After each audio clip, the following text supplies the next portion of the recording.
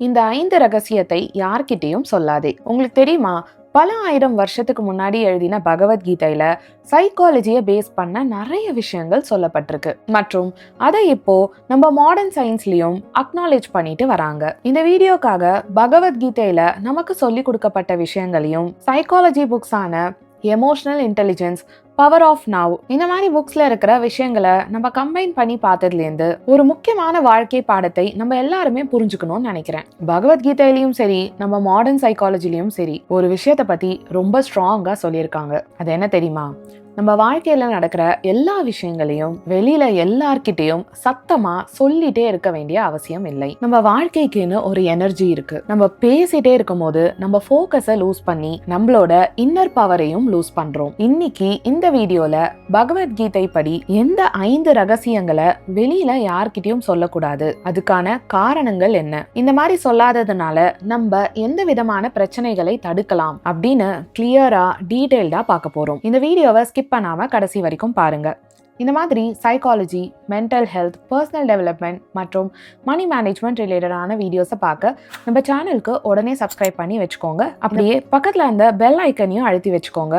நான் போடுற வீடியோஸ் வாரந்தோறும் உங்களுக்கு வந்து சேரும். இந்த வீடியோஸ் உங்களை நீங்களே மேம்படுத்திக்கிறதுக்கு ரொம்ப உதவியா இருக்கும். இப்போ நான் இந்த வீடியோல சொல்ல போற விஷயங்கள் உங்களை நல்ல காமா, ஒரு நல்ல சிந்தனையாளரா உங்க வாழ்க்கையில வெற்றி பெற கண்டிப்பா ஹெல்ப் பண்ணும். முதல் ரகசியம், நம்மளோட பர்சனல் மற்றும் குடும்ப பிரச்சனைகளை மத்தவங்க கிட்ட ரொம்ப சொல்லிட்டே இருக்காம இருக்கிறது நல்லது. இந்த மாதிரி ஒருத்தங்க அவங்க சொந்த பிரச்சனைகளையும் அவங்க வீக்னஸையும் வெளியில சொல்லிட்டே இருக்கும் போது அவங்க இன்டைரக்டா மத்தவங்க முன்னாடி அவங்களையே தாழ்த்திக்கிறாங்க.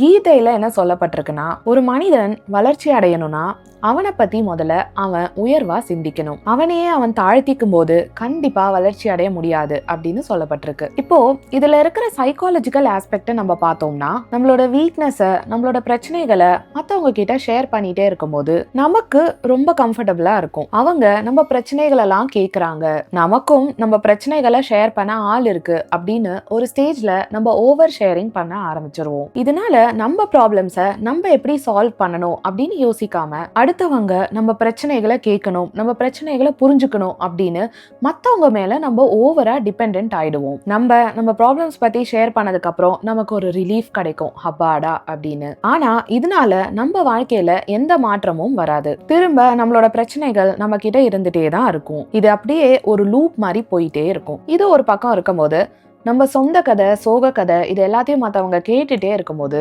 அவங்க நம்மள சீக்கிரமா ஜட்ஜ் பண்ண ஆரம்பிச்சிருவாங்க. இவ ரொம்ப வீக்கா இருக்காப்பா, எப்பயுமே இவ வாழ்க்கையில போராடிட்டே இருக்கா, எல்லா பிரச்சனைக்கும் ரொம்ப டிராமா பண்ணுவா இவ அப்படின்னு நம்மளை பத்தி அவங்க நினைக்க ஆரம்பிச்சிருவாங்க. நம்ம பிற்காலத்துல பாசிட்டிவா சேஞ்ச் ஆனாலும் நம்மளை பத்தின ஒரு மென்டல் இமேஜ் அவங்க வச்சிருக்காங்கல்ல, அது மாறவே மாறாது. அவங்க ஒரு தடவையும் நம்மளை பார்க்கும்போது நம்மளோட வலியும் நம்மளோட பலவீனமும் தான் அவங்க கண்ணுக்கு தெரியுமே தவிர நம்ம முன்னேற்றம் அவங்களுக்கு தெரியாமலே போயிடும். அவங்க நம்மளை பத்தி ஜட்ஜ் பண்ணிட்டே இருப்பாங்க. அது இன்னும் நம்மளை பத்தி தாழ்வா ஃபீல் பண்ண வைக்கும். நீங்க உங்களோட எந்த சீக்ரெட்டை இது வரைக்கும் யார்கிட்டயும் சொல்லாம மெயின்டைன் பண்ணிட்டு வரீங்க அப்படிங்கறத கீழே கமெண்ட்ல சொல்லுங்க. ரெண்டாவது ரகசியம் என்ன அப்படின்னா, நம்மளை பத்தியே நம்ம பெருமையா பேசிட்டே இருக்கிறது மற்றும் நம்ம எதிர்கால பிளான்ஸை எல்லார்கிட்டையும் சொல்லிட்டே இருக்கிறது. நம்ம அடிக்கடி நம்ம வேலையை பத்தி, நம்மளோட ஐடியாஸை பத்தி, நம்ம எதிர்கால பிளான்ஸை பத்தி, நம்ம பர்சனல் சக்சஸ் பத்தி வெளியே பேசிட்டே இருக்கிறதுனால கண்ணு படும், நம்மளை பார்த்து மற்றவங்க பொறாமப்படுவாங்க, அவங்களோட நெகட்டிவ் எனர்ஜி நம்மளை பாதிக்கும். இதெல்லாம் தவிர இதுக்கு ஒரு பெரிய உளவியல் காரணம் இருக்கு. நம்ம இப்படி நம்மளை பத்தி பேசிட்டே இருக்கும் போது நம்ம பிரெயின் நம்ம சொன்னதெல்லாம் அச்சீவ் பண்றதுக்கு முன்னாடியே இவங்க ஆல்ரெடி இதெல்லாம் அடைஞ்சிட்டாங்க அப்படின்னு நினைச்சு அதுக்கான சாட்டிஸ்பாக்சனை நமக்கு கொடுத்துருமாம். அதனால நம்ம சொன்ன விஷயங்களை அச்சீவ் பண்றதுக்கான அந்த உத்வேகத்தை நம்ம பிரெயின் கொடுக்க தவறிடுமாம். இதனால அந்த விஷயங்களை அடையறதுக்கான ஸ்டெப்ஸை கூட எடுத்து வைக்கிறதுக்கு நம்ம பிரெயின் நமக்கு சப்போர்ட் பண்ணாது. இன்னொரு காரணம் என்ன அப்படின்னா, நம்ம ஏன் மற்றவங்க கிட்ட நம்மளை பத்தி பெருமையா பேசிட்டே இருக்கணும், நம்ம இதை பண்றோம் அதை பண்றோம்னு மற்றவங்க கிட்ட ஏன் காட்டிட்டே இருக்கணும்னு நினைக்கிறோம். ஏன்னா நம்ம மூளை அடுத்தவங்களோட புகழ ரொம்ப விரும்புது. இதையே நம்ம திரும்ப திரும்ப பண்ணும்போது நம்ம கோல்ஸை அச்சீவ் பண்றதுக்கான ப்ராசஸை நம்ம பண்ணாம அந்த ரிசல்ட்ஸ்னால வரக்கூடிய பேரும் புகழ பத்தி நம்ம யோசிச்சுட்டே உட்காந்துட்டு இருப்போம். மற்றவங்க கிட்ட சொல்லக்கூடாத இன்னும் சில ரகசியங்களை நான் ஷேர் பண்றதுக்கு முன்னாடி உங்ககிட்ட ஒரு விஷயம் சொல்ல ஆசைப்படுறேன். நம்ம அப்சர்வ் பண்ணி பார்த்தோம்னா நம்ம லைஃப்ல வர நிறைய பிரச்சனை பிரச்சனைகளுக்கு காரணம் நம்மளோட மைண்ட் செட், நம்ம ஆட்டிடியூட், நம்மளோட தாட்ஸ் மற்றும் நம்மளோட உணர்ச்சிகளும் தான். இது எல்லாமே நமக்கு எதிராக வேலை செய்யும் போது நமக்கு ஸ்ட்ரெஸ், பதட்டம், பயம், குற்ற உணர்ச்சி இது எல்லாமே உருவாகி நம்ம வாழ்க்கையில நிறைய பிரச்சனைகளை உண்டாக்குது. என்னோட பிரைவேட் கன்சல்டேஷன் செஷன்ஸ்ல லைஃப் ரீசெட் ஃபார்முலா அப்படிங்கிற மெத்தடை யூஸ் பண்ணி எப்படி உங்களோட மைண்டை உங்களுக்கு சாதகமாக்கிக்கலாம் அப்படின்னும் உங்களோட மைண்ட் செட்டை வச்சு எப்படி மன நிம்மதி, அன்பு மற்றும் வெற்றியை ஈர்க்கலாம் அப்படின்னு தெரிஞ்சுப்பீங்க. இதை பத்தின இன்னும் விவரங்களுக்கு கீழே இருக்கிற என்னோட மெயில் ஐடியை கான்டாக்ட் பண்ணுங்க.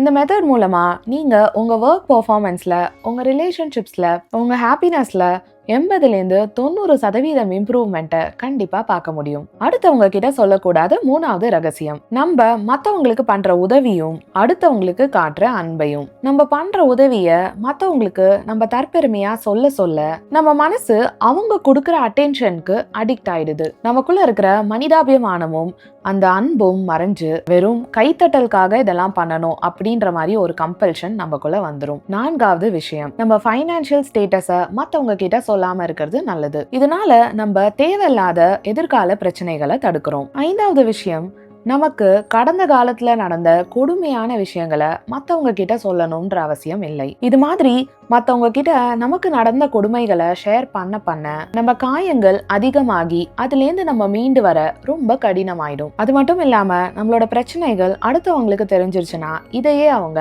அட்வான்டேஜா எடுக்க ஆரம்பிச்சிருவாங்க. இன்னும் ஒரு இம்பார்ட்டன்டான விஷயம், இந்த மாதிரி நம்மளை பத்தி மத்தவங்க கிட்ட பேச பேச ஒரு ஸ்டேஜ்ல அவங்களுக்கு அது ஒரு இரிட்டேஷனை கொடுத்துடுது. இதனாலேயே அவங்க நம்மள மத்தவங்க கூட கம்பேர் பண்ண ஆரம்பிச்சிருவாங்க. ஒரு எக்ஸாம்பிளுக்கு, நான் தான் என் கிளாஸ்ல ஃபர்ஸ்ட் ரேங்க் வாங்குவேன் அப்படின்னு மத்தவங்க கிட்ட சொல்ல சொல்ல ஒரு தடவை நம்ம அதை பண்ணலனாலும் மக்கள் நம்மள அடுத்தவங்க கூட கம்பேர் பண்ண ஸ்டார்ட் பண்ணிடுவாங்க. எப்பவுமே நீ தான் ஃபர்ஸ்ட் மார்க் வாங்குவேன்னு சொல்லுவ, ஆனா இந்த தடவை அவன் வாங்கிட்டான் பாரு அப்படின்னு. இதனால என்ன ஆகும், நமக்குள்ள பிரஷர் வரும், ஸ்ட்ரெஸ் வரும், நம்மளும் நம்மள அடுத்தவங்க கூட கம்பேர் பண்ண ஆரம்பிச்சிருவோம். நம்மளை பத்தி தாழ்வு மனப்பான்மை வரும். இப்படி சொல்றவங்க மேல ஒரு வெறுப்பு வரும்.